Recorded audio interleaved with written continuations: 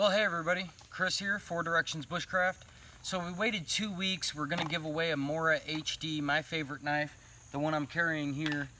I use it just about every day, and if you saw my favorite bushcraft knife video, I think it was a couple videos back, it'll explain all the details of this giveaway. Thank you again to Wayne from Cole Craven Bushcraft and Survival. If you guys don't know who that is, he was on the Alone Show. Go subscribe to his channel. The guy's full of knowledge, great guy. So thank you, Wayne, for tagging us in this my favorite bushcraft video. And we just decided to give one away. And all you had to do was watch the video and share the video out. You have to be a subscriber of mine, of course. So there was a lot of people that shared this out, and the decision was very, very hard. But we just randomly picked a couple of names. The first name I'm gonna name off will be the winner of the knife. If they don't respond to me in a couple of days or whatever, the second name I read off will be the winner. These two names right here. This is the winner. They shared on Instagram, they shared on Facebook, they shared the video all over. So that's the winner, Andreas. I'm gonna butcher this last name. I don't even want to say it, but Andreas Theodolu, sorry. You're the winner, congratulations. John Herzog, you're our second name that we picked. So if Andreas doesn't get a hold of us in a couple of days, I'm gonna be contacting you, okay? Thank you guys so much for sharing this video out. Thank you for all your support. Congratulations, Andreas. You're the winner of a Mora HD. We'll contact you, or you can also message us. We'll try to get your address and we'll send this off to you. I believe our next giveaway is going to be really soon on Amazon. We're going to give away some fatwood, some pounds of fatwood. So make sure you get in on that. All the details will be shared all over social media. Catch us all over Facebook, Instagram, and YouTube, of course. And then our Amazon site, and you'll be able to get in on that win, or that contest. So I didn't want to leave you guys high and dry with just a giveaway video. So we're going to do some fire making skills in the wet conditions. Enjoy the video. Hey everybody, Chris here, 4 Directions Bushcraft. How to make a sustainable fire in really wet conditions. Just got done raining all night. As you can see, everything is soaked. Our pants are soaked. Everything out here is soaked. The first thing we want to do is get our fire up off the ground. So even if I use this wet stuff, it'll still get my fire up off the ground. You know, that way the ground itself doesn't soak the heat out of my fire. I can use this wet stuff, it's okay. And then fatwood. If you're in an area that has pine, is heavy in pine, you have fatwood, okay? All you have to do is look for the crotches of trees or branches or anything like that. Fatwood is gonna be your, life-saving miracle out here, basically. If you're in a wet condition and you guys are all wet and you need to start a fire, fatwood's gonna save you. You can find tinder like this, and even though it's wet, it's hanging in a tree, it's gonna be less wet than sitting on the ground, so this is useful. We'll take this. You have to know what's in your bioregion in order to sustain yourself. So we're in a pine tree forest right now, so fatwood is gonna be our #1 fire starter, okay, if we have nothing else, okay? So we're gonna shave up a little bit of this.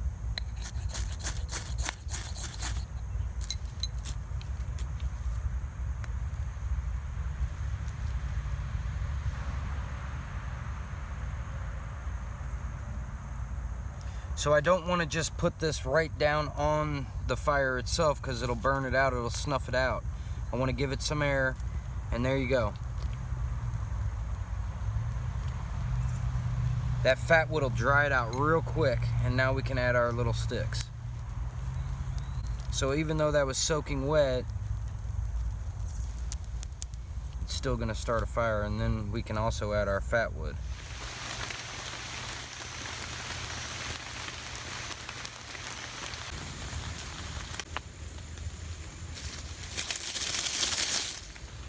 Here in Missouri, it just got done raining. Everything is soaked, and I'm gonna work on some of my fire skills now. I'm gonna use a ferro rod, so in many cases that's pretty easy and a for sure fire. but not in all cases. There's a few tips that you can use to process your tinder, find tinder up in trees. Now, even though this is wet, it's drier than the stuff on the ground, as you saw in the pine tree forest that we were in. The pine needles that are up in the trees, grab those. Those are going to be your best bet. We're going to set that right there for now.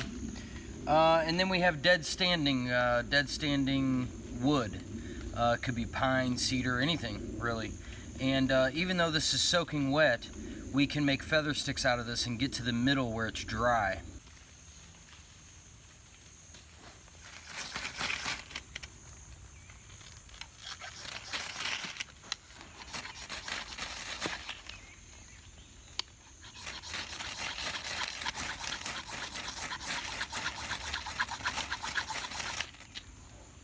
And there we go. With the right ferro rod, you can dry that tinder out real quick.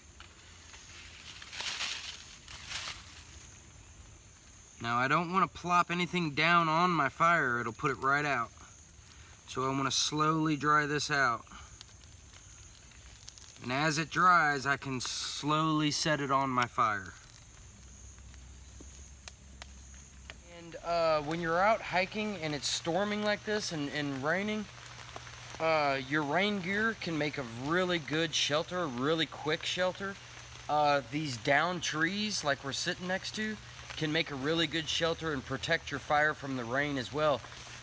But if you have a big poncho like this, or Brandon's rain jacket like that, you can drape this over the top and almost use it as a tarp. So you can walk around with it as a poncho or use it as a tarp. I love to do that. It's easy.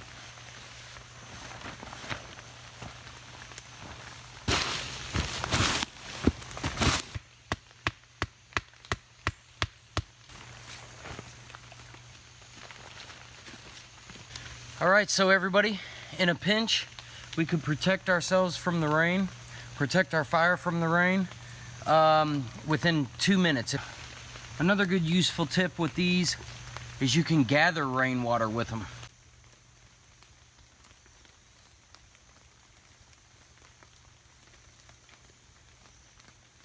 So when this tree fell, it knocked over these green trees. So essentially we could break all those off and put them on the back of our shelter and protect us even more. Of this tree is still a little dry and it's dead standing. So the bark of this might just help start our fire. So although I've never used this for starting fires really, I always use feather sticks or something like that. Even though I've never used it, I can tell it's gonna have good properties of starting a fire. It's real light, it's dry. It's got a lot of surface area, so I believe those will catch a spark. So hopefully in my pocket here they don't get too wet or wet at all, and we'll just gather up some of this. So here we have a shagbark hickory, and some of this bark is still dry, and we can use this for an extender. Now this isn't gonna catch a spark, but this,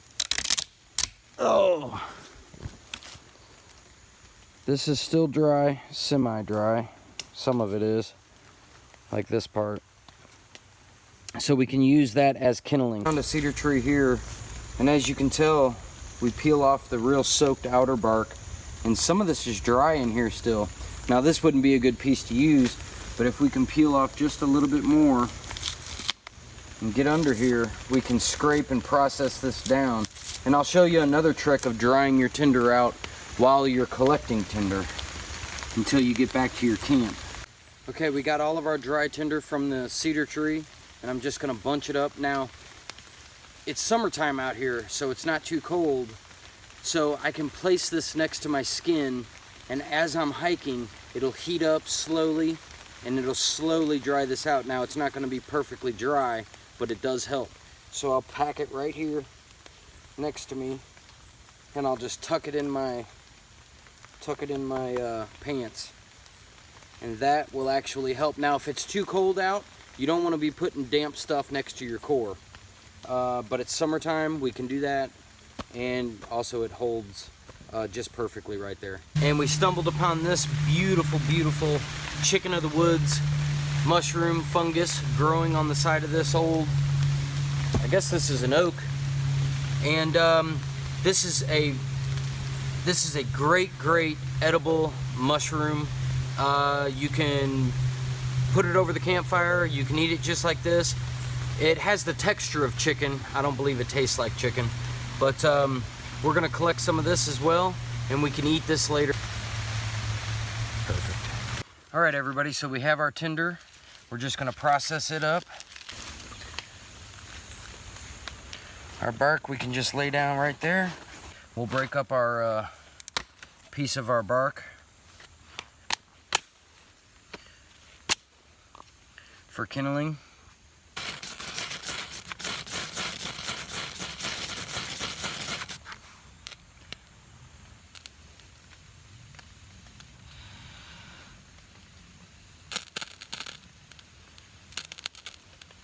So we have a good coal down there.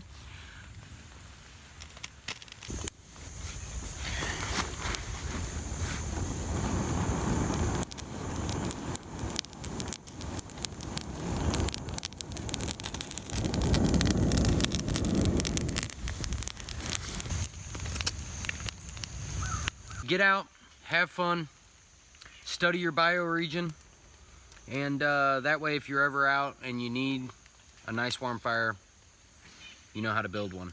Also, the 4 Directions Elite ferro rod, you're not gonna beat it out here in these conditions. It's big, it's long, you can scrape it forever, and it throws those gobbing hot dancing sparks that you need to get this wet tinder going. And this is the one we trust in. Go out, get yourself one, 4directionsbushcraft.com or amazon.com.